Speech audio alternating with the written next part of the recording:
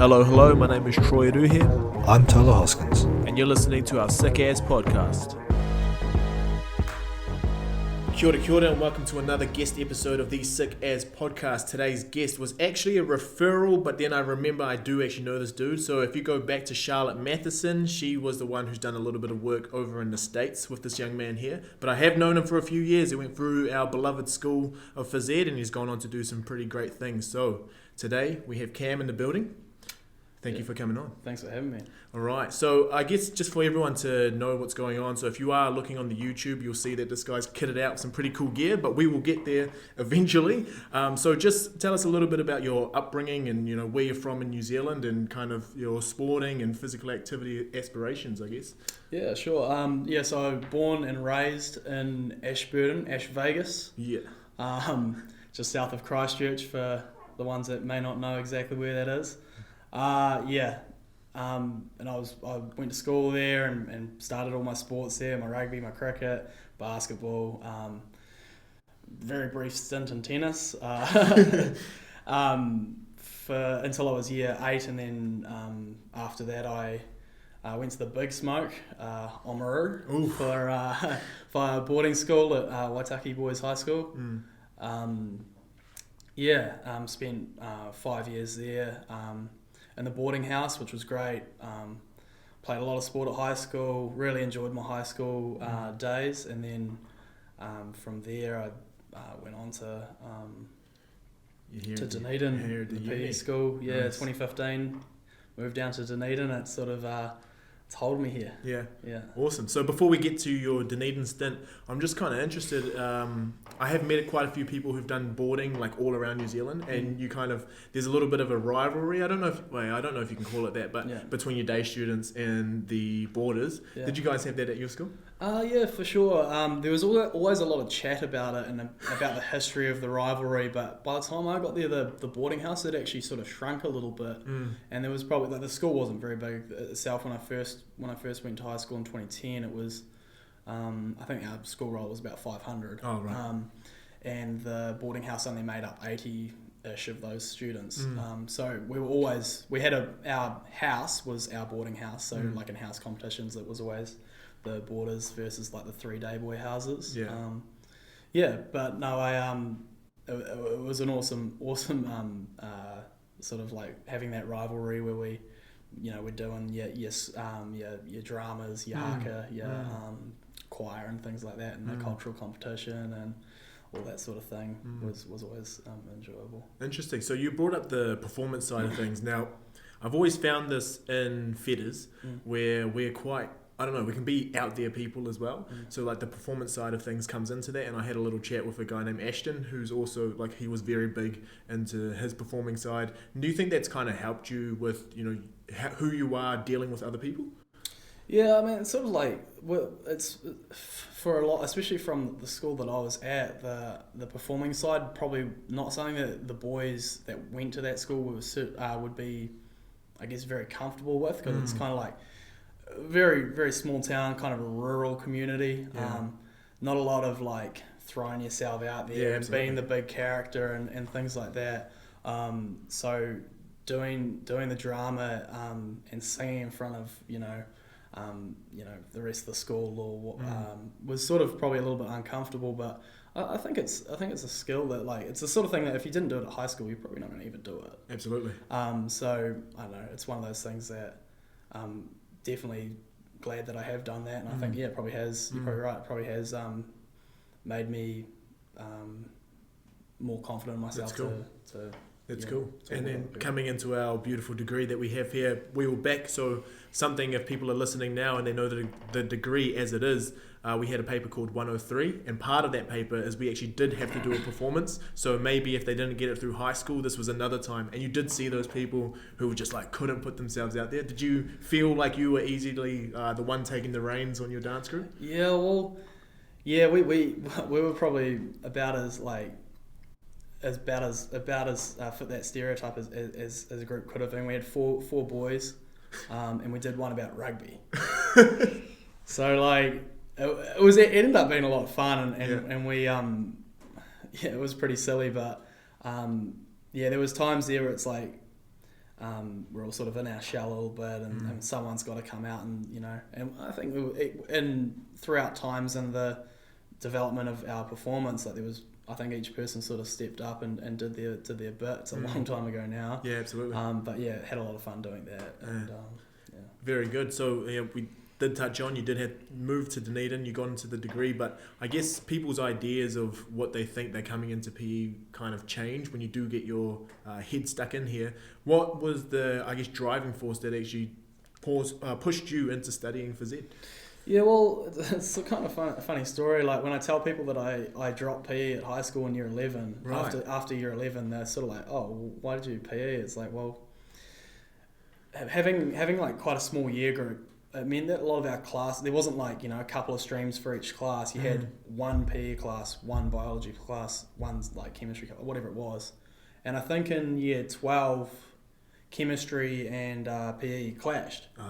And at that stage I didn't really know. I was always very sporty at school, and but at that time, like, I'm only 15, 16 years old, and I was like, what, I don't really know what I want to do. And saw the careers lady, and she said like, well, have a look at these courses. It was like a University of Otago, like different majors or whatever, and it had like the NCA classes beside it, and like a number of like stars, like 1 to 3, like of importance for that thing. If you were going to go into like commerce, it'd be like economics and accounting would have 3 stars, for sure. But like whatever would only have 1. So it was like chemistry, and it had 3 stars beside it, and then it had PE, and PE had 2 stars beside it. And I'm like, they're like that. If you even like at the time, she said if you were to go into PE school, they're actually preferring that you have done chemistry, and I think that's probably because like the hubs aspect of it, because it's quite a very academic paper. So I was like, okay, well, and I knew that I'd probably get more out of the chemistry if I was going to pursue something sciencey, which was probably going to be what I would have done. And then I came back and I got to the end of year 13, and midway through year 13, you have to apply for. Well, you used to have to apply for the PE school by August, I think. And I was like, yeah, I think that's what I want to do, because like I was like, I can't see myself putting myself through for sure anything else, because I wasn't super academic at high school. I didn't really. I realized very late that it's like, oh yeah, I'm actually at school to be doing the academic stuff, and it's not just a sports team that I'm playing for whatever reason. Or so yeah, I got to there and I was like, yeah, I guess PE is going to be it. And I had seen like a couple of things on Sky Sports about like performance analysis, and I'm like, oh, that's pretty cool. And I mentioned it to my uncle. I can't remember when it was. Might have been the year before my year 13.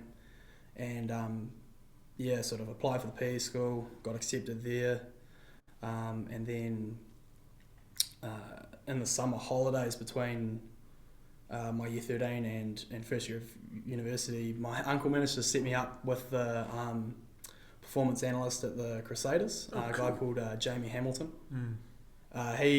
He's now the All Blacks head performance analyst. Unreal. And former, I think he was a halfback at Leicester Tigers, over in the Northern Hemisphere. And I spent a day with him, like seeing what it was all about, and I'm like, okay, maybe that's what I want to do. Tried to like contact the guys down here, but didn't hear anything. But then got into the PE school, and from there it was sort of like, this is what I want to do. Hubs was tough. Scraped through, through, and I was like, and still to this day, it's the hardest paper I've ever had to take. Those two. So you've gone through a postgraduate certification. You've also done a whole degree, and you still think that I still think that first year paper, the first sem and second sem.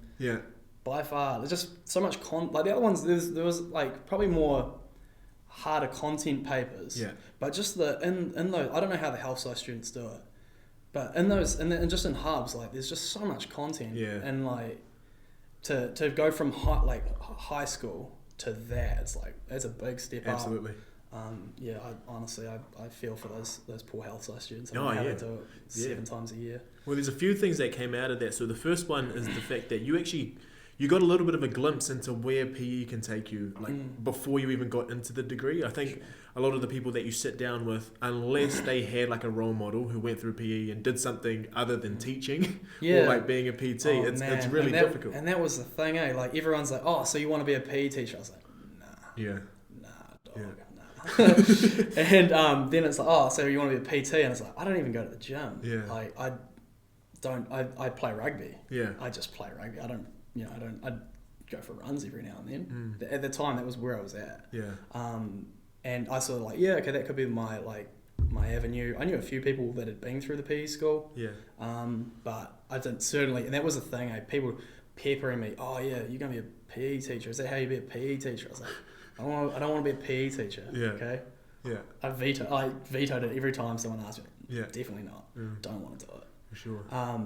Because I think I just got annoyed that that's what people thought it was. Oh yeah, man, PE teacher. So there's so many more things that you can do with a degree in physical education, with like the skill set that the course gave you. Yeah. There's not always a lot of jobs for each one. Absolutely. But the range is so broad. Yeah. And I got into like my second and third year, and I sort of went off the analysis thing because I couldn't see the pathway. Interesting. It wasn't very clear as to like, I didn't know about the course at the Polytech at the time, which is probably on me. Like I probably could have done a little bit more prep on like research into how but I didn't really even know what to call it. Like at the time, like I was just like, oh, this is pretty cool, but didn't really see myself doing that. And then heard about I sort of went off and I was like, oh, maybe I could do like community work and go into schools and like try and make some sort of program that helps like kids that are transitioning from high school to like life after high school, keeping them in sports, because there's a huge drop off in participation. Yeah. And that as soon as you lose, it's like, I mean, you lose a bit on your way through high school, but I mean, I went from playing like I probably played 7 or 8 different sports at high school to playing rugby and a bit of cricket every now and then.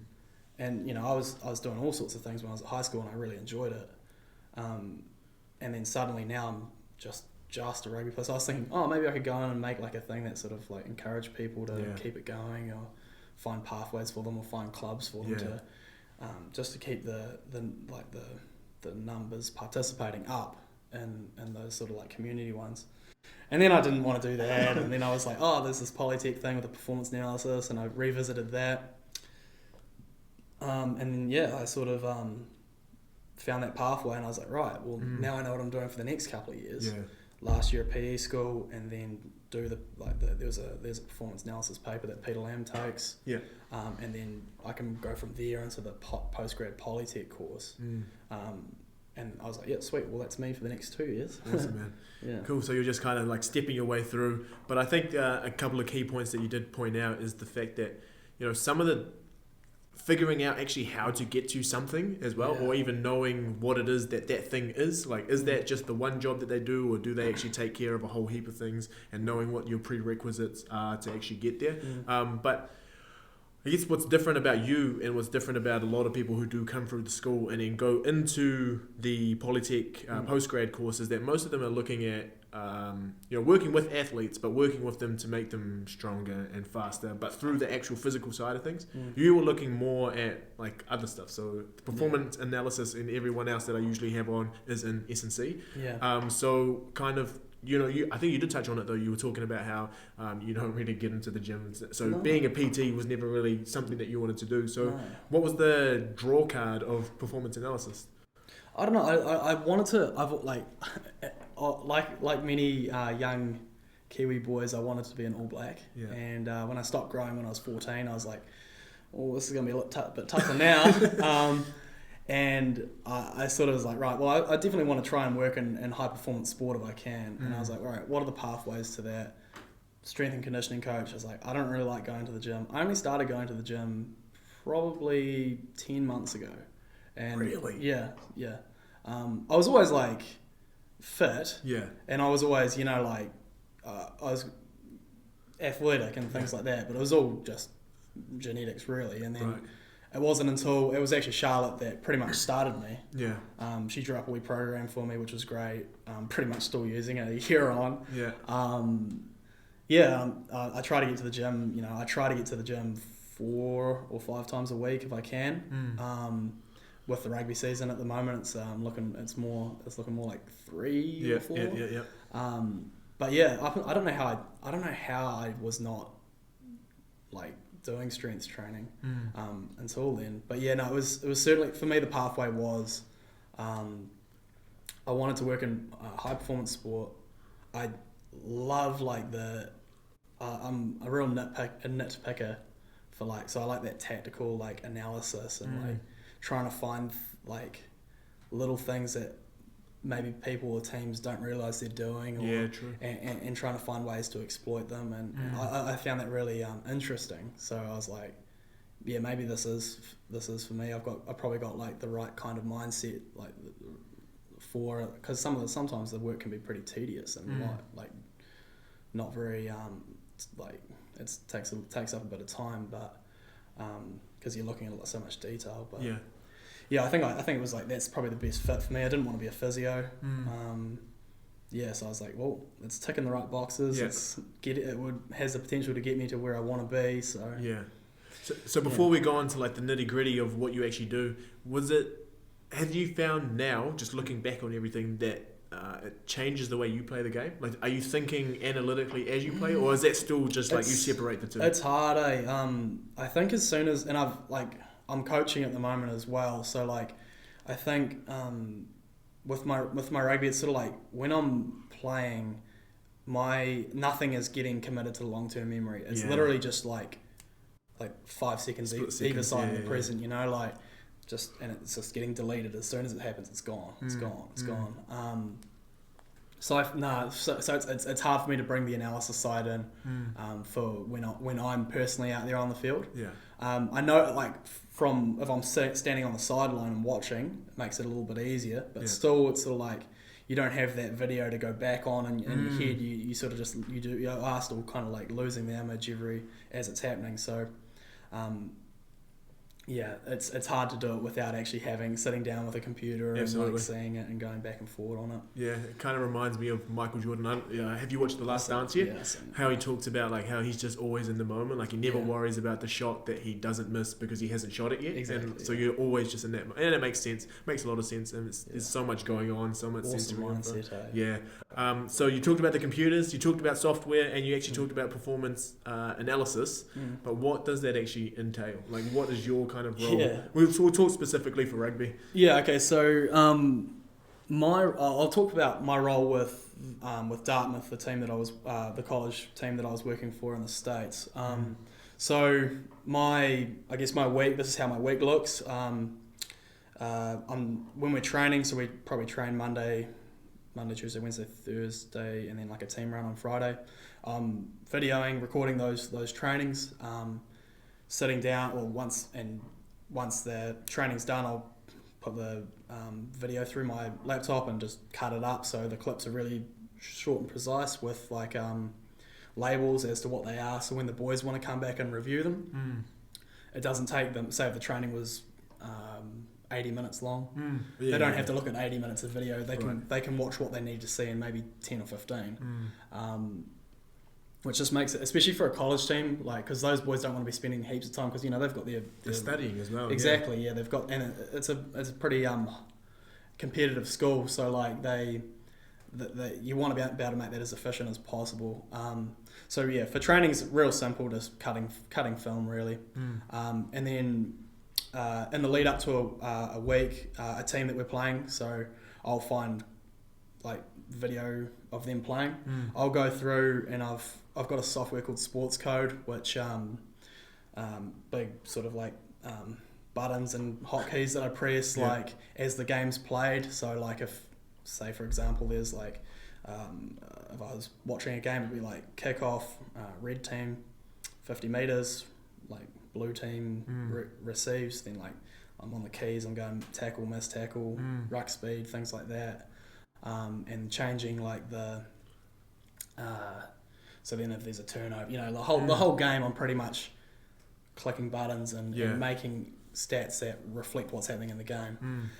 So I'll go through their footage and do that to it, and then I'll look at the sort of the outputs of that and be like, okay, this team doesn't kick at all, or this team kicks heaps. Why are they doing this? Go through looking at all the wee things I'm making are like linked to the video of it. Yeah. And so from there, I'll make an opposition report, just a presentation, like maybe like 7 or 8 slides, looking at their scrums, what they do from scrums, like if they attack a certain way each time or whatever it might be, line-outs, like how many numbers in the line-out, where do they throw to the front all the time, the middle all the time, what are they doing there, and then looking at like how they score tries, right, and how they concede tries as well. So like I can see whether or not they, have like if they are conceding a lot of tries from their scrum, it's like, right, well, they've got an issue here. What's that issue? And then I'll write that in. And try to exploit that. Yeah, exactly. So I'll write that into my report and give that to the coaches the week before we play them, so they've got that to look at. And then on game day, I'm pretty much doing the same thing, but I'm doing it live. So as it's happening, I'm sitting down, there'll be a person beside me recording the game, and I'm just tapping keys and clicking my mouse, and and then the stats and stuff will accumulate live, so I can be like, right, our speed at the breakdown's too slow, or we're missing heaps of tackles, and I can relay that to the coaches, or say that their team's doing something really well or poorly. I can relay that to the coaches, and they can make tactical decisions with the stats and things that I'm generating live during the game. Yeah. So that's the live feedback that you're getting, and then that kind of will inform the types of plays that you keep playing. And exactly. Like, there's like certain teams will, like, depending, especially over there was like the skill set was it varied a lot. So we played teams that were like, we were, I don't know if Charlotte's touched on this or not, but we were very dominant in most of our games. We're winning most of our games by 50 plus points. But then we'd play a couple of teams that were just as good as we were, or better. But some of the teams, when we're winning by like 50 or 60, it's sort of like, okay, they haven't kicked the ball at all game, because they just either they don't have the right guy in the right position to do it, or they're just not aware of like the tactics behind the game of rugby, because everyone's so new to it over there as well.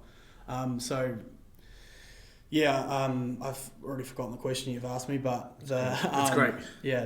Pretty much, I'm trying to, when I'm in the game, I'm just feeding the coaches information of stuff that I'm picking up, which they may not be able to pick up without seeing, like, because like as a coach, like, it's what you see it and it's gone, and it's like it's very easy to create memories in your head of like, if you see someone drop a ball, it's like, oh, they're making mistakes all day, and they might be thinking of pulling them off the field or whatever. But then it's like, well, actually, everything that he's done except for those 2 things has been really good. It's like, but sometimes you can be a little bit biased with regards to sort of seeing one-off instances. It's sort of just reinforcing like what's actually happening, or maybe showing a coach that it's like, oh, what you're actually thinking is happening is not what's happening at all. So you're trying to show like the bigger picture of everything that's happening. Because it's sort of like it's all there, like the whole game from start, from kickoff to the final whistle. Everything is there. It's coded. It's labelled, and the stats kind of in a way don't lie, especially when you've got the video linked to each thing that I'm bringing up. Each thing that I'm creating, it has a video link to it. So there was at the end of this. One more thing that I do is after a game, I'll go through the game again. This is the most tedious process, and every time someone on our team does something, I'll click. So like, say if it was the first 5, just before he's about to catch the ball, click his button on, and then he catches the ball, carries and passes. I'll be like, yep, sweet, pass accurate, click it off for everything that every player on our team does for the whole game. And that takes if I'm really going quickly, it can be 5 hours. If I'm taking my time, it'll take maybe 6 or 7 hours. But what that means is like, now I've got an individual's everything they do. So there was one time where one player missed like 4 tackles in a game, and he came out, he's like, there's no way I've missed, like I gave him like this, he's like, there's no way I've missed 4 tackles today. And I've clicked on it, and it's just like the video of him only, like it's I've like hit that row of him and his missed tackles, and it's just 4 missed tackles. It's 1, 2, 3. And he's like, oh, okay, yeah, that's fair. That's so cool, man. Yeah, no, it's pretty it is interesting, and people always, well, at least pretend to be interested in it when I'm talking about it. It can be a little bit geeky sometimes because it is like kind of real, like sort of nerdy, but at the same time it's nerdy about something that's quite interesting. So you're playing with probabilities as well, because from those stats you can kind of see like, oh, they're in the 22, they're like midfield. What usually happens here is that they'll have something, and then from there, have you found that, I guess, the first time you get put on the chopping board and you've got so much stuff lying, it's like the first time I set out a podcast, like I was shitting myself the whole time because I was like, what if this doesn't go right? What if I do this wrong? What's that feeling like? The first couple of times you get into it, because that's some in-depth, fast stuff. Yeah, I was certainly a little bit nervous about it the first couple of games because like, I should probably mention the 8 months before I went over to the States, I was interning with the Highlanders, which is where I learned pretty much everything I know about the stuff that I was doing. And I think without that, I wouldn't have been able to do the job over in the States. Certainly not anywhere near as effectively. Yeah. But there was like in game, like my job for the Highlanders was just filming. So like, there's no pressure on me there. Right. But when I was over there, I'm like, all right, I've actually got to be. I can't make mistakes here. Like while I'm doing this live, because if I stuff it up, it's like, you know, by the time I fix the stuff up or whatever it is, like, you know, a couple of minutes of the game's already happened. True. So I had to be very prepared, and like there was, you know, times where like we didn't have a power source for our camera, or like it wasn't possible to have the camera with the laptop, which is sort of like, but I managed to sort of overcome those sort of issues and things like that. But yeah, no, the first few times I was certainly pretty nervous, but it's very rewarding at the same time. Like there was our closest game, so we play in the Ivy League. Again, I might be repeating what Charlotte said if she's already talked about this. No, you're good. Yeah, so there's 8 teams. Of those 8 teams, 2 of them are competitive with us. So 3 us and 2 other teams, Harvard and Brown. Right. And we played Brown in the round, and then we played them again in the final. Yeah. And we noticed by the final we had quite a bit of film on them, so I had quite a few games of theirs that I'd already done, so it made my job a little bit easier for the opposition report. Yeah. And I found that there was something like every time they did a line out, I think inside the 22, they always threw to the front and drove. And so we were like, all right, well, what are we going to do here? We put our 2 biggest guys at the front of the line out. Yeah. And if they didn't compete, they're the 2 biggest guys that are just going to drive through that line out. And it just so happened that the last play of the final, we're up by I think 3 points or something like that, and they have a line out inside 22 on attack. Bearing in mind we're at the time I think 12 or 13 years we've won this competition on the trot, and they've got an attacking line out in our 22 to win the game, like last play. Shit. They throw it up. We have our 2 big guys at the front. They go to drive it. The drive goes nowhere because like we've stopped it. We've stopped it. They're not moving forward. They flick the ball out. I can't remember. Yeah, we rush them on defense. The guy throws a wide pass. Our I think it was our fullback at the time intercepts it.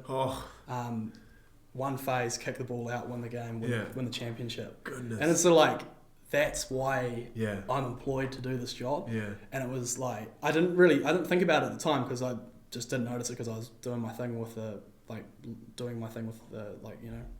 the film. And but then on the review I was like, oh shit, like this is my opposition report has literally painted the picture for the last play of this game. Exactly. And I was just like, that's unreal. This is awesome, you know. That's unreal. Yeah. So very rewarding. Yeah. But yeah, at times it can be a tough job. Like, especially like when you're sitting there by yourself, just hitting keys and things like that. But no, for the most part, I'm enjoying it so far. I've still got so much to learn, and like, I'm just looking forward to hopefully getting back over there when all the COVID stuff kind of finishes up. And man, that story's so unreal. That reminds me of any Disney movie that you've seen. It pretty much was. I couldn't believe when I was looking back at it. I'm like, this has actually happened. Like, That's like the last 10 seconds of it. Everything's in slow mo, and then like, I guess because you were in the moment, everything was kind of happening. Yeah, it didn't notice at the time. Yeah. I was just like, shit, we could lose this. Yeah. My first year with this team, they've won it literally 12 years in a row, something like that. And, and I was like, oh man. And then we win it. And it's like, yes. Unreal. So what about the culture? You've been a part of the footy scene here in New Zealand since pretty much a kid, and now you've gone over there. It's so much different over there, eh? Yeah. I think it's just the sports in general is a lot different. Like, it being a college team, and the drinking age over there being 21 means that like I was like, oh yeah, sweet, like talking about like, I bring my dress pants and my shoes and like a tie just in case, like a nice dress shirt. It's like, because like after a game you get into your ones and you have a beer or whatever. Nah, not over there. It's just like trackies after the game or whatever. Yeah. And have a feed if there's a feed on, but that's it. And since like it's sort of similar to like the game, the post match game is kind of similar to like what the post match of the game is sort of similar to what high school rugby is, where it's like obviously there's no beers or anything because I mean there's a few of the boys that are old enough to drink or what have you, and like there's no hiding, they're all drinking in their own time, but certainly not with because the team is connected to the school, right? So there's none of that there, which I was kind of surprised about at first, but then I was like, of course that kind of makes sense. But the one thing that really struck me, and it was different. It was like their motivation to win in the United States, whether it's rugby, whether it was their ice hockey or football, like NFL, like American football. Lacrosse, whatever it was, their drive to win is so much more than what it is over here. Interesting. Yeah, like it's very like team, like me versus you, winning the moment, winning the like everything is just win. Yeah. And I was quite taken aback by that because like here, obviously New Zealand is very sort of like chill and laid back and there's always like I noticed at the Highlanders it was always very competitive there, but at club level it's kind of like there's don't get me wrong, it's competitive, but it's just a different type of competitiveness. And it might be maybe I've just in New Zealand I've been involved with teams that are very laid back and kind of chill and things like that, but I noticed over there it was like we're here to do a job.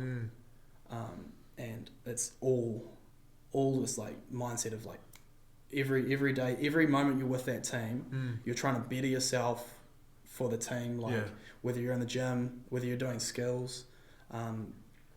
Since it was like quite a like academic school, like it's a top 2% kind of school or whatever. The kids are real intelligent, and they want to learn. And they learn very quickly. Yeah. So most of the guys we're getting have played most of them have not played rugby before. Far out. And then over the 4 years, you might, for the most part, the seniors and the juniors, which is like third year, fourth year students, make up the majority of the starting team. Yeah. But every now and then there's a few guys in their second year, and even sometimes a couple of guys in their first year. Yeah. That make that team. But the thing is like, they're learning the game. Yeah. But they're learning so quickly that it's like a lot of the guys that we're working at, you could chuck them in any Prem Colts team here, and they'd be fine. Yeah. We had one kid who was he was first year in the team, never played rugby in his life. He turned down Harvard, Yale, and Princeton to come to Dartmouth because he didn't want to live in a big city. So he's old school, like he's just like country kid, and he was his name was Quinn, and he never played rugby before. He'd like contacted the football coach, like the American football coach, and he's like, like, is there a way that I can come into the team? And they've probably said to him like, oh yeah, like what sort of like what are your measurements like? Yeah. And he was probably he'd be an inch or two shorter than me, so he was not a big guy by any means. And he was talking to his old man. He's like, oh man, like the football team doesn't want me. Yeah. He didn't want to play soccer. And he's like, I played rugby at university. Like, why didn't you give that a chance? Yeah. And that was his old man saying. That was his old man, yeah. And so he turned up, and he was awesome. Yeah. And he learnt the game super quickly. And by the end of the season, he was our starting winger. Far yeah. out. So he's edged out a couple of guys that were like been in the team for 3 or 4 years. Yeah.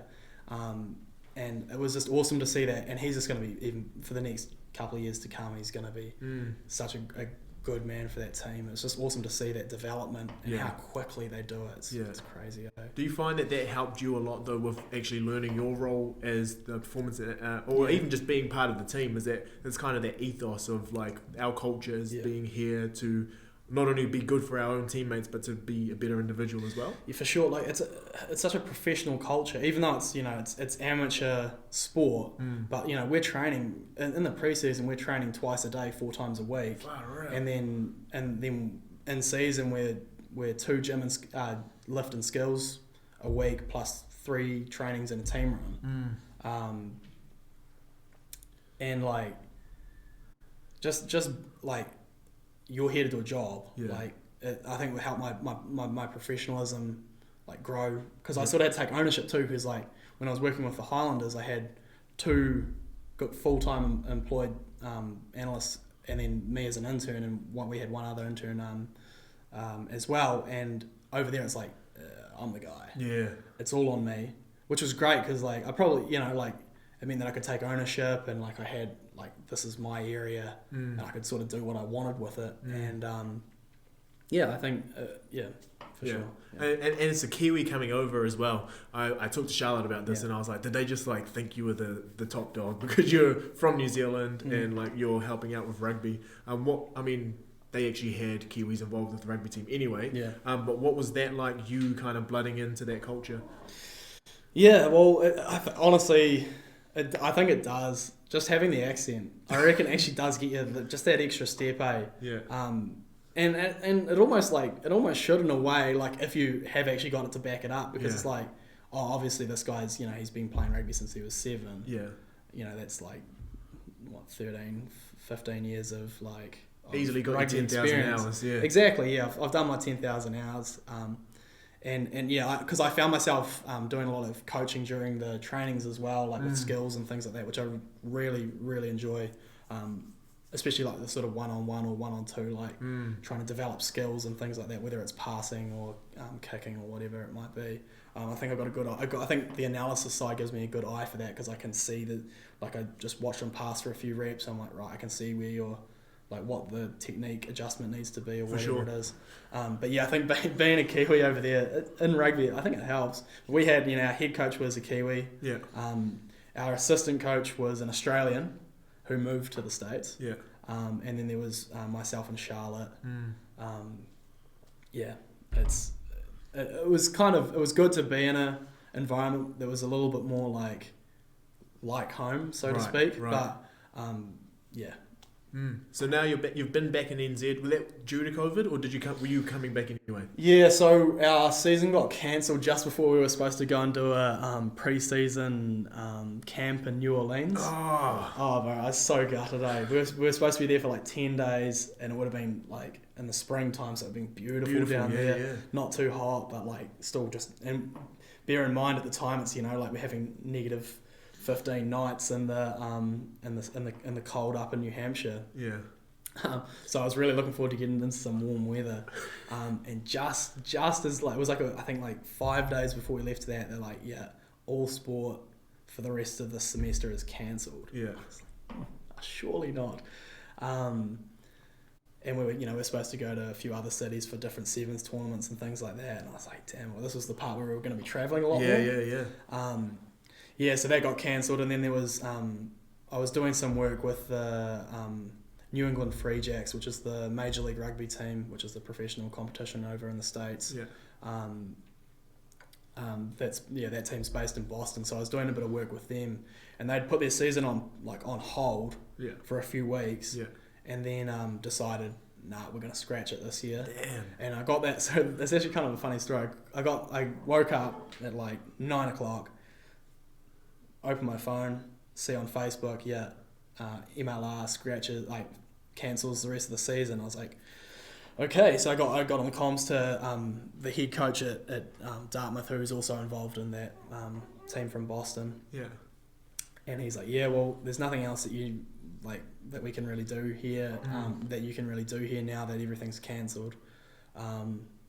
So like, up to you what you want to do. You can hang around till your visa expires in June. This is in March. So this is what day was this? This was like Friday, I think Friday the 20th or whatever. Yeah. No, it was Thursday the 19th of March. Yeah. The following day, I was like, yeah, sweet. Rang my mum. I think I'm going to come home, mum. I've got nothing else to do here. The world's like falling to shit, and she's like, yeah, happy to hear that, because things were starting to really build at that time. And I was like, right, looking at flights. Oh, okay, so it's going to be this price or $500. This price if I leave tomorrow, $500 US, so like $750 New Zealand more if I want to leave any day after tomorrow. Man. So I was like, yeah, I'm going on that one. Yeah. And then, within 20 hours of deciding I was leaving, I was on a bus to the airport. Man. So it was like, I've been there for 7 or 8 months, and then suddenly it's just like, I wake up one day and I'm leaving the next. Absolutely. I got back and started my self-isolation. I think the second day I was back, it was when they announced they were going to go to full lockdown. So I got back just before. Man. Yeah. Unreal. It was great. Like every flight that I had 3 seats to myself because no one was travelling. Even on the one from LA to Auckland, I had 3 seats to myself. I was like, yep, a couple of sleeping pills and just get horizontal on these seats. And I'm here. Got about 5 or 6 hours sleep, so I was stoked with that. But it was pretty nerve-wracking, because I was like, what happens if my Boston to LA flight gets cancelled and I can't make my international flight, or what happens if I get to LA and then my international flight gets cancelled? And you're just like stuck in the middle. I barely slept the night before. I probably 2 or 3 hours sleep. I couldn't sleep. It was crazy. But you're back here now. Yeah. And have you got any plans of going back over? Yeah. So I'm hoping to. I was originally hoping to get back over there late August, early September. Found out last week that part of the season had been cancelled as well. So. Right. Pushing it back, hoping to get back in December. Failing that, maybe the start of next year. Okay. But at this rate, who knows what might happen. I think the door's certainly still open for me to go back, which I'm very thankful for. So I've just got my fingers crossed, Yeah. And in the meantime, you're back here in Dunedin. You're helping out with a couple of local teams, or a local team around here. Are you doing any of the same work that you were doing back in the States, or are you pretty much just taking the reins in another place? No, I wanted to play. Being over there really, I was like, I want to play again, because the last 3 or 4 years of my playing career has been like injury after injury after injury after injury. I've probably only played, I'd be surprised if I've played 10 games of rugby in the last 3 years. Goodness. Yeah. And so I got back and I'm like, I just want to get on the field, because every time the boys would get on the field over in the States, I'm like, fuck, I want to get out there with you. Just chuck me some kit. Yeah, but obviously, unfortunately, I couldn't. But I was like, I just want to get out with the boys and throw a seed around. And so I was like, I came back, I was like, right, I'll try and do some more actual playing. And then as soon as I turned up for the first training, we need a backs coach. Do you want to do that? Oh, like, yeah, I'll give that a crack. And so I'm player coaching for the University Prem 2 team. Got a game tomorrow against Southern, so that'll be hopefully a pretty good one. We tipped them up in a very informal pre-season match where we played 20-minute halves, and I think we had 15 players total and they had 17 players total. So nice. So who knows? It's anyone's game tomorrow. Hopefully, hopefully we can do that. So I'm playing and coaching there, and that's keeping me busy. So I'm putting a fair bit of my energy towards that at the moment. Yeah. And then I've actually the first job I got when I got back into the country was I was like, oh well, they must be employing contact tracers for the Ministry of Health. Oh yeah. So I like signed up to do that, and So every now and then I'm on the phone making calls to people. It's been, to be honest, it's the last couple of months has been really chill because obviously there's no more cases have been pretty and controlled. It's super controlled, so it's really easy to pick up. And so I haven't been doing heaps of that, but I'm sort of on standby doing that. And then 4 weeks ago I started at King's High School. Doing teacher aiding there, which has been great. 2 weeks, and then there was obviously the school holidays the last 2 weeks, so I'm starting back there again on Monday next week. I can't wait to get back into that, just to get some more routine into my life, because the last 2 weeks has sort of been there hasn't been a lot for me to do, so looking forward to it. That's awesome, man. And I think you're just a people person, and you're always going to be somewhere where you can help someone else do something. And I mean, when people do find out your skill set, though, speaking from experience, as soon as they find out what type of thing you do, you can't really walk into a place without offloading that somehow. So one of our final questions that we do with everyone, and it's just so that someone can have a tangible takeaway, is what is something that you try to do daily that helps you feel like you had an optimal day? Coffee? No, I try to do some sort of exercise. If I'm not in season with sport, I'm trying to be at the gym, at least minimum 4 times a week, trying to get that fifth, and then maybe a couple of days if I'm going for a bike ride or a decent walk, or just getting it outside and doing something. If you'd asked me this a year ago even, I would have been I wouldn't have probably been able to come up with an answer, because although I'd be I go to my classes or do whatever, and I didn't do any real exercise outside of whatever rugby stuff I was doing. So I try to do something each day. Sometimes on the Sundays are a little bit tough, but even just a walk on Sundays sometimes a win. Good, good man. But probably just trying to keep active. Nice, man. That's awesome. Cool. So that's been another episode of the Sick Ass Podcast. Cam, thank you so much for coming on. I do have to say, young man, I think you have a very bright future ahead of you if you continue going down this path and kind of getting all the exposure that you can. It'll be cool to see where you do go if you end up back in the States and staying there long term, or even working with their international team. I don't know how it's all going or what you're thinking in your head, but did you have any plans for going over there and thinking long term, or you just... Yeah, it's tough. I'd like to go back over there long term, but with the visa process and working over there legally, after my next, I can get one more visa, and then I've either got to become a student over there, or I've got to get married. The marriage one's a little bit scary, but I don't know. We'll see what happens. But I really appreciate those kind words. It means a lot coming from you. No, appreciate that, man. Thank you so much for coming on, and thank you everyone for tuning in. If you want to check him out, I will have him tagged in the show notes and on all of the Instagram promo that's out there. Thank you so much. Thanks, mate. Cheers. Appreciate it.